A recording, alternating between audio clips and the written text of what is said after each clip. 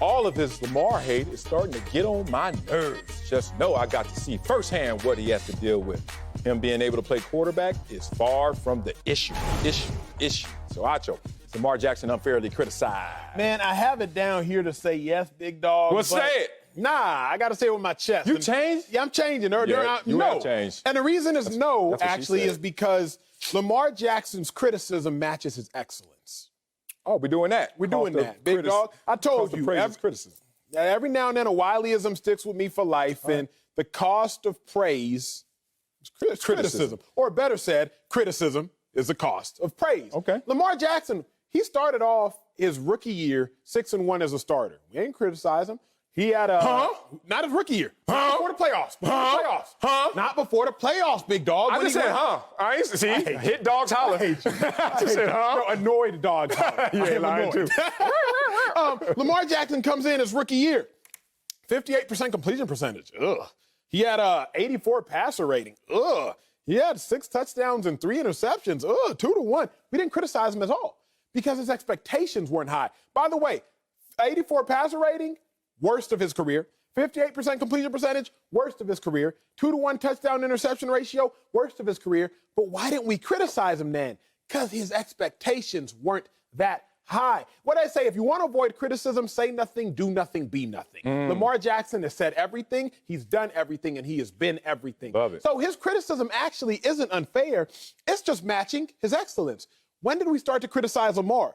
When he became a unanimous MVP. Not after he won the award, but when he was en route to becoming a unanimous MVP. Then he got unanimous MVP criticism.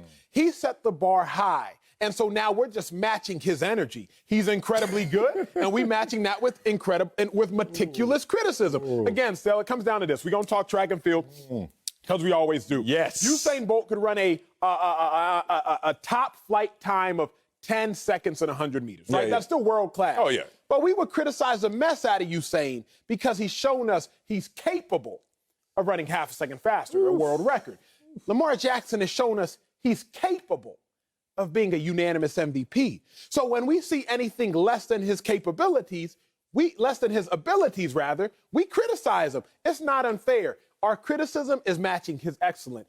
He's been excellent, and thus he's getting criticism. Man, I ain't talking to you right now. Boy, these Monday shows, because we be pinned up over the weekend, I ain't got nobody to argue with, nobody to debate with, no one to have an intellectual conversation with, an uncomfortable conversation with. We come in here Monday, blah, blah, blah. Boy, I have written down here, yes. I'm going to say yes, because that's what it is. And life's not fair, but he is certainly being unfairly criticized. Boy, I didn't know my boy Acho would be so guilty of selective perception. You one of them dudes from Texas, I don't know, Dallas area, who went to school in Austin, who moves to L.A. and said, Marcellus, calling me up, bugging me. I got 3 kids at home, 1 adult, that's my kid, that's 4, got a wife. I'm at the crib, and Acho talking about, man, everybody in L.A. is rich. Everybody in L.A. got a Benz. Everybody in L.A. Hollywood. I'm like, dog. If you leave La Cienega and Sunset, you'll see what L.A. really is. Inland Empire. L.A. really is other parts. You caught up. You picking, cherry picking, thinking what you think, and thinking that's everything. Let me tell you why he's being unfairly criticized. Because Lamar Jackson is a stud, is a beast. And you come on here on record, on television for the world to see saying he wasn't criticized after his rookie year. Actually, you're correct. He was criticized before his rookie year. He was criticized in college. He wasn't even a professional. And he got Hall of Fame general managers calling him out, telling him, you know you need to switch positions because you're not a quarterback in the NFL. Tell me this, Acho. When the last time you saw a running back lead the NFL in passing touchdowns? I'll wait. It ain't happened because Lamar Jackson is a beast. He is a stud. This guy is outperforming his scheme, he's outperforming his philosophy of offense, and he's outperforming the offensive system. So now let's get to my point. For Lamar to continue to grow, to not face this unfair criticism, to really say what Dez Bryant was trying to say, Greg Roman has to evolve, my brother. He has to evolve. I remind people who Greg Roman is. Greg Roman is the same guy that's got Colin Kaepernick San Francisco notes and plays on some scrap piece of paper and is still trying to run those same plays in 2021. This ain't 2012, brother. The last 2 digits flipped, homeboy, and he has not evolved. I remind people who Greg Roman is, and I have no problems with Greg Roman. I just don't like what I see in this resume. 8 seasons in which Greg Roman has been an NFL offensive coordinator. Y'all listen to this. He has been top 10 as a rushing attack every single year, and bottom 10 as a passing attack every single year. Come on, big dog. We're going to put this on Lamar Jackson, the running back that could throw, or we're going to put it on the system that he's trying to throw in. He is outperforming everything that they're giving him. And unfortunately, my boy Acho didn't even see that. Got to bring in somebody who may see that, Fox NFL analyst Bucky Brooks. So, Bucky, is Lamar Jackson unfairly criticized? Yes, he absolutely is unfairly criticized. And a lot of this is confirmation bias based on how he entered the league. You guys had a private conversation off the air. We talked about Dak Prescott coming in as a 4th-round pick, so the expectations were lower. For the majority of people, many of them didn't expect Lamar Jackson to have success as a quarterback. He was drafted later in the 1st round. Many viewed him as a runaround quarterback, didn't think that style would work. And so everyone is waiting for the other shoe to drop. Even though he's had success by any measure, you want to do team success, 31-7 during the regular season. He took over a team with Joe Flacco had that was floundering and made them a playoff team each and every year he's been a starting quarterback. You talk about being an MVP, that is being recognized as the best player in the league. Yet we still are nitpicking his game. And what do we always go to? His passing stats. Oh, he's not doing this as a passer. Oh, he's not doing this as a passer. But let's look at what he's been able to do as a runner. He has 2 1,000-yard seasons back-to-back. First time we ever seen a quarterback do that. When we look at his passing stats when it comes to throwing touchdowns versus interceptions, 6 to 8 touchdowns, only 18 interceptions. And what we will term a down year, his passer rating was still almost 100. It was at 99. And so when we think about the criticism, it is unfair because there are other guys who've accomplished less, who skate and slide up under the criticism, where Lamar Jackson gets all of the bows and arrows thrown at him. It is unfair just because he's been so successful, so excellent, that we're trying to find ways to nitpick his game when really we should celebrate his success, even though there's still things he needs to work on as a player. But, Bucky, my truth is in the truth of your answer. You said that several players skate by criticism even though they've accomplished less. That's been my point. His criticism is matching his excellence. The reason Lamar Jackson is getting criticized in the manner that he is because he has accomplished so much. We were not criticizing Lamar Jackson in the midst of his rookie season because we were like, yo, you 6-1. Completion percentage was terrible, y'all. 58% is terrible. For context, league average this year is 65. Passer rating was terrible, y'all. Passer rating was 84. For context, this year, league average was 93. For better context, Lamar Jackson's passer rating the next year was 114. His rookie year, it was 84. Terrible. But we weren't criticizing his passer rating. We weren't criticizing his completion percentage because he hadn't accomplished enough to be deemed as so excellent. Our criticism is only matching that. In all honesty, he should view the criticism as a sign of respect because it means he's doing something worth getting criticized. If we log on Twitter or IG, Sal, and ain't nobody clowning us, it's like, oh, ain't nobody watching. Ain't nobody checking for us. But look, I'll keep it a buck. I hosted the Bachelor last week. Several people saw it. Oh, really? We didn't see that. But the thing is, when I got somebody clowned me for the job I did, and I wasn't even tripping, I was like, yo, that means you were watching, and you were watching enough to take your time to make a mockery of what I did, but you had to set up your cameras at home, set up your lighting, cut it, edit it, just to make fun of me, because you was watching me. You ain't criticizing old blogger at home that's getting 500 views. No.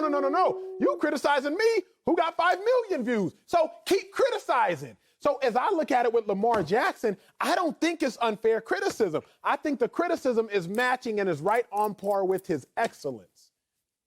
I had to personalize it. I like how Acho was able to segue a little 2-minute plug on me and The Bachelor. You got that, Bucky? I dig it. I like this. King Kong ain't got nothing on me.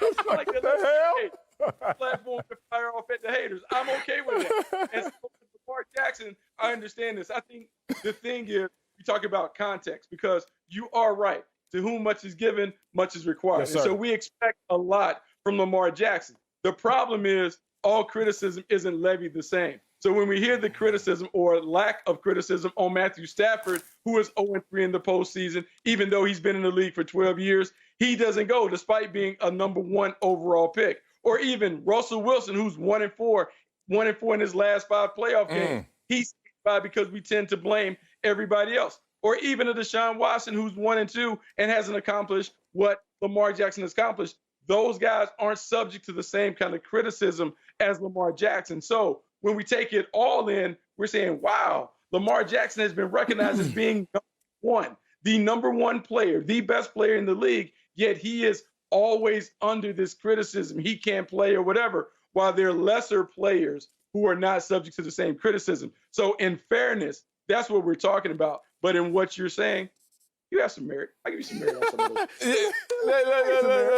Look, nah, don't let Acho off the hook like that. Because you know, Acho tried to transfer that energy to him and then make us sympathetic because we, 1, know Acho, 2, love Acho, and 3, was proud of him doing The Bachelor.